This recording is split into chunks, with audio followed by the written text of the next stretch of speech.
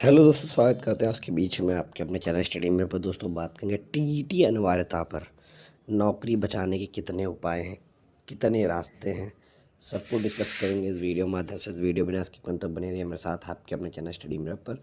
जो लोग चैनल पर नए हैं तो प्लीज़ चैनल को लाइक करें, शेयर करें, सब्सक्राइब करें, साथ में बेल आइकन दबाना भूलें ताकि मेरे वीडियो नोटिफिकेशन आप तक पहुँचते रहे। आइए शुरू करते हैं। जैसा दोस्तों आपको बता दें कि टीईटी मामले पर आप देख सकते हैं। देखिए, ये कुछ संभावित तरीके हैं, हो सकते हैं, कन्फर्म नहीं कहा जा सकता ऐसी चीज़ें होंगी। लेकिन जब कोई आदेश सुप्रीम कोर्ट से आता है तो उसको हम क्या क्या कर सकते हैं उस आदेश में।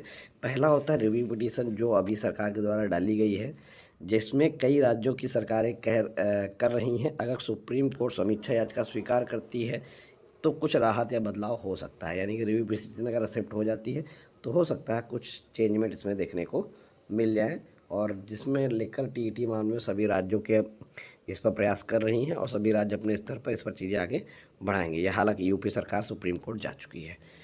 हो सकता है इसी में अब सभी लोग अपना जो भी पार्टी बनना हो, जैसे भी करना हो, देखते हैं इसके बाद क्या निकलता है।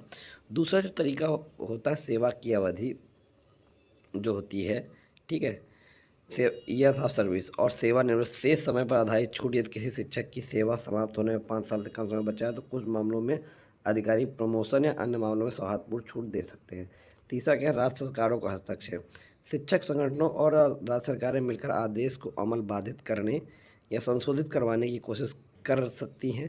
उदाहरण के लिए यूपी सरकार पहले से ही समीक्षा याचिका दाखिल कर चुकी है। ठीक है, तो आप देखते हैं पहला जो ऑप्शन है वो रिव्यू पिटीशन है। रिव्यू पिटीशन 30 दिन के अंदर दाखिल की जाती है।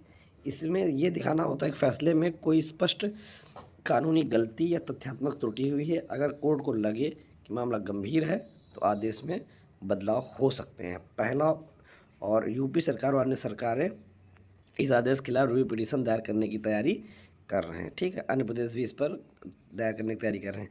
दूसरा जो ऑप्शन होता है क्यूरेटिव पिटीशन, यानी कि जब रिव्यू पिटीशन खारिज हो जाती है तो एक अंतिम उपाय होता है क्यूरेटिव पिटीशन। यह अत्यंत दुर्लभ मामलों में स्वीकार होती है जब साबित हो कि न्याय प्रक्रिया में गंभीर चूक हुई है। ठीक है, और तीसरा जो रास्ता होता है वो होता है विधायी रास्ता, यानी लेजिस्लेटिव रूट। संसद या राज्य सरकार यानी एनसीटी की सिफारिश और केंद्र की अनुमति से नया नियम संशोधन ला सकती है, यानी कि अमेंडमेंट जो होता है, अध्यादेश जिसको बोलते हैं।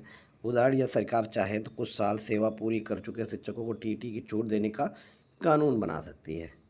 लेकिन ऐसा तभी होगा जब केंद्र या राज्य सरकारें इसके पक्ष में हो और कोर्ट संविधान के खिलाफ ना माने। अगर देखिए कोई भी नियम आप बना भी रहे हैं और उसको कोर्ट ये मानते हैं कि संवैधानिक रूप से गलत है, तो फिर आपको वो नियम भी कोर्ट चैलेंज कर सकती है।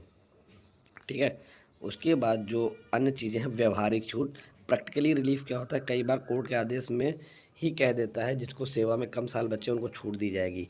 अब अभी के आदेश में भी कहा गया कि जिनको रिटायरमेंट नज़दीक हो उनको सख्ती नहीं होगी। निष्कर्ष, सुप्रीम कोर्ट का आदेश तुरंत बदलना आसान नहीं है, लेकिन रिव्यू पिटीशन, सरकार का हस्तक्षेप, नीतिगत संशोधन से राहत मिल सकती है। अगर राज्य सरकार एकजुट होकर इस आदेश के संशोधन की मांग करे तो बदलाव की संभावना बनी रहती है। ठीक है, तो ये कुछ चीज़ें हैं जो मुझे लगा चीज़ें हो सकती हैं। अब देखते हैं किस्मत कितनी साथ होती, कितनी साथ नहीं होती है, ये आने वाले समय में पता चलेगा। धन्यवाद।